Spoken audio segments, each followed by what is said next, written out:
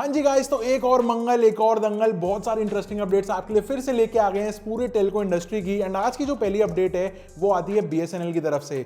Basically BSNL ने ना अपने जो वर्कफोर्स है अप्रोक्सीमेटली 54,000 एम्प्लॉइज हैं बीएसएनएल के अंडर। एंड इसमें से जो एंटरप्राइज बिजनेस को इनको हैंडल करते हैं वो है अप्रोक्सीमेटली 1.8%। तो इन्होंने अब जो अपनी वर्कफोर्स है वो शिफ्ट कर दी है 1.8% से बढ़ा के 4% फोर्स अब सिर्फ एंटरप्राइज बिजनेस को देखती है बीएसएनएल के।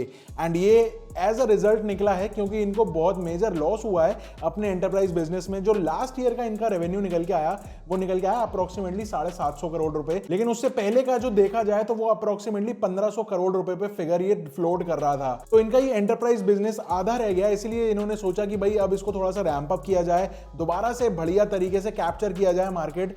एंड इसके लिए थोड़ी वर्कफोर्स तो लगेगी। तो ये बीएसएनएल अब तैयारी कर रहा है भाई बढ़िया तरीके से फिर से मार्केट में कमबैक करने के लिए। जो कॉर्पोरेट ऑर्डर्स इनके हाथ से छूट गए थे वो फिर से क्लेम बैक करेंगे। अब ये अगली अपडेट है फिर से हमारे ओटीटी वर्सेस टेलकोस को लेके। एंड आपको पता होगा एक साल हो गया लगभग इस न्यूज को फॉलो अप करते करते, जिसमें टेलकोस और जो सारे हमारे ओटीटीज हैं वो काफी टाइम से लड़ाई कर रहे हैं कि भाई रेवेन्यू शेयरिंग बेसिस क्या होना चाहिए।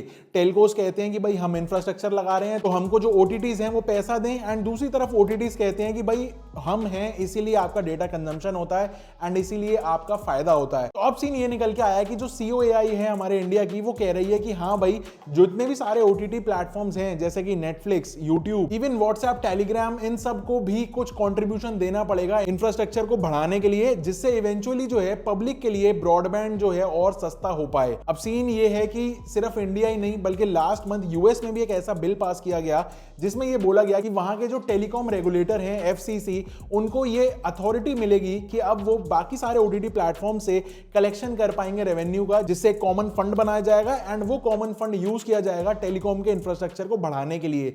तो भाई फाइनली कहानी ये निकल के आ चुकी है कि अब व्हाट्सएप, टेलीग्राम, यूट्यूब और जितने भी इस तरीके के सारे ओटीटी प्लेटफॉर्म्स हैं इंक्लूडिंग नेटफ्लिक्स, अमेजन प्राइम, ये सब कुछ, इन सब को कुछ ना कुछ अपना कंट्रीब्यूशन देना पड़ेगा रेवेन्यू में। अब ये आगे के स्टेजेस में पता चलेगा कि ये किस बेसिस के ऊपर इनसे पैसा लेंगे, चाहे वो वॉल्यूम पे हो, चाहे ज्यादा प्रॉफिटेबिलिटी के ऊपर हो या मार्केट शेयर पे हो, ये हमको आने वाला टाइम ही बताएगा। लेकिन जो इतने टाइम से जंग चल रही थी अब फाइनली उसका एक रुख देखने को मिल चुका है। आपको क्या लगता है इस सीन के बारे में, क्या होगा इसमें? क्या हमको नुकसान होगा कंज्यूमर्स को या फायदा होगा इन द लॉन्ग रन?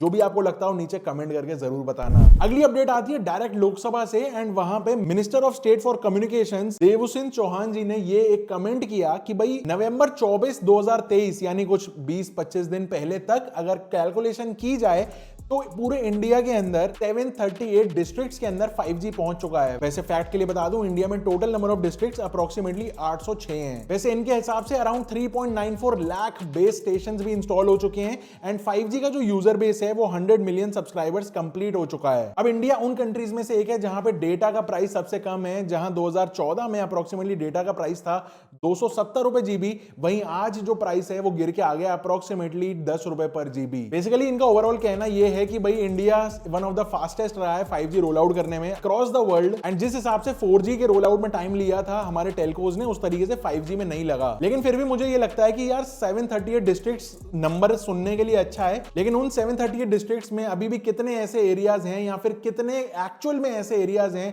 जो पूरे कॉर्नर टू कॉर्नर कवर हो चुके हैं 5G से, ये अभी भी भाई नंबर पता नहीं है किसी को रियलिटी में। क्योंकि बात यही है कि हर शहर में मेजर एरियाज के अंदर 5G आ गया है, लेकिन जो थोड़ा सा भी आउटर एरिया है किसी भी सिटी का वहां पे 5G अभी नहीं पहुंचा है। आपके एरिया में कितनी 5G की स्पीड आ रही है, कौन से कनेक्शन यूज कर रहे हो 5G के लिए, ये आप मुझे नीचे कमेंट करके जरूर बताना। अगली अपडेट अगेन डीओटी की तरफ से एंड ये बहुत ही जल्दी सेकंड जनरेशन के रिफॉर्म्स लेके आने वाले हैं। अब सीन ऐसा है कि 2021 में पहला जनरेशन का रिफॉर्म्स ये लोग लाए थे एंड अब जो नए रिफॉर्म्स लाए हैं उसके अंदर कुछ 2-3 पॉइंट्स आपको फटाफट से बता देता हूं। बेसिकली ये जो रिफॉर्म्स है ना ये टेलीकॉम सेक्टर को राहत दिलाने के लिए हैं। मोस्टली पॉइंट्स इसके अंदर ऐसे ही हैं जैसे कि लाइसेंसिंग के प्रोसेस को इजी कर देना, इवन स्पेक्ट्रम एलोकेशन जो होती है ट्रायल पर्पसेस के लिए टेलकोस को, उसके लिए भी जो प्रोसेस है वो काफी लेंदी है अभी तक, लेकिन उसको अब बहुत ज्यादा सिंप्लीफाई करने वाले हैं ये लोग। एक और चीज यहां पे बताई गई जैसे कि अभी नॉन कंप्लायंस अगर होता है कोई भी एक लाइसेंस को लेके तो उसमें जो डीओटी चार्ज कर सकता है फीस वो है अराउंड 50 करोड़ रुपीस, लेकिन अब नेक्स्ट जनरेशन रिफॉर्म्स के अंदर ये 50 करोड़ की फीस जो जो है ये स्लैब वाइज कुछ तरीके से इसको डिस्ट्रीब्यूट करेंगे, जिससे कि जिसने जितना उल्लंघन किया है उसको उतना ही फीस देना पड़े। एंड अब ऑल ये जो 50 करोड़ की लिमिट थी इसको कम करके ले आए 5 करोड़ तक। सोच रहे हैं ऐसा, अभी फाइनल नहीं हुआ है। वैसे सही है मेरे हिसाब से यार, रिफॉर्म्स तो आने ही चाहिए टाइम टू टाइम। जिस हिसाब से कंट्री डेवलप करती है, ग्रो करती है, एंड जिस सेक्टर को जितनी जरूरत होती है नए नए अपडेट्स की, ये काइंड ऑफ OTA अपडेट समझ लो फोन के अंदर। ये पूरे सेक्टर का एक OTA अपडेट है कि भाई अब से ऐसा होगा, तो बढ़िया है, चलने दो जो चल रहा है। अगली अपडेट एयरटेल एंड जियो के ई सिम को लेके है। अब मतलब स्पेसिफिकली इन दोनों का कुछ नहीं, लेकिन ऐसा एक प्रोडक्ट आ गया है मार्केट में जो अब इन दोनों की ई सिम्स को यूज कर पाएगा। बेसिकली मैं बात कर रहा हूं यहाँ पे स्मार्ट वॉच की। तो अभी तक हम ये देखते थे कि बहुत एक्सपेंसिव वॉचेस आती थी इसके अंदर, जैसे सैमसंग की कुछ 12-13 हजार रुपए से ई सिम वाली वॉच स्टार्ट होती थी। फिर एक एप्पल अपने आप में एक बेंचमार्क है जिसके अंदर ई सिम्स चल जाती हैं। तो अब बोर्ड की तरफ से एक अनाउंसमेंट आया कि ये अपनी एक नई वॉच लॉन्च कर रहे हैं जिसके अंदर जियो एंड एयरटेल दोनों की ई सिम्स यूज हो जाएंगी। अब इसकी प्राइसिंग क्या होगी, कब लॉन्च होगी, ये इन्होंने बोला है कि बस आने वाले कुछ हफ्तों में ये प्रोडक्ट आ जाएगा।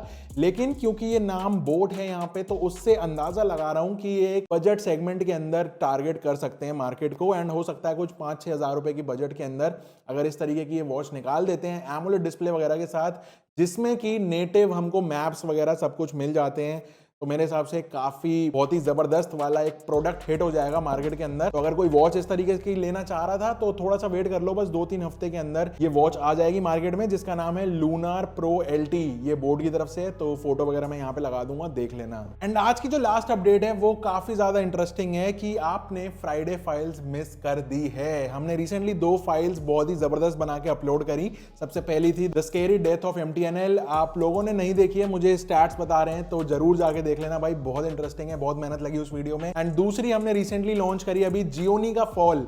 जो जियोनी कंपनी थी, कैसे उसका जो CEO था उस कंपनी का हजारों करोड़ रुपए जुए में हार के अपनी कंपनी को बर्बाद कर देता है। काफी इंटरेस्टिंग पूरी स्टोरी को डिकोड करके वहां पे पूरी फ्राइडे फाइल बनाई है। तो मैंने दोनों के लिंक्स दे दिए नीचे डिस्क्रिप्शन में भी, एंड इस वीडियो के लास्ट में एंड कार्ड्स पे भी मिल जाएंगे, तो वहां पे भी क्लिक करके वीडियो पे पहुंच जाना। तो देख लेना, बताना मुझे कैसी लगी, एंड और कौन कौन से टॉपिक्स के ऊपर आप फ्राइडे फाइल्स एक्सपेक्ट कर रहे हो या फिर बनाई जाए, थोड़ा सा आप नीचे कमेंट करके बताओ, थोड़े से अपने इनपुट्स दो, तो जिससे हम उन टॉपिक्स को भी कवर करें। तो यही कुछ था आज के इस पूरे एपिसोड में। आई होप आपको पसंद आया हो तो लाइक कर देना, सब्सक्राइब कर देना चैनल को। I will see you in the next one. Till then stay safe, stay sarcastic, see ya, take care and goodbye।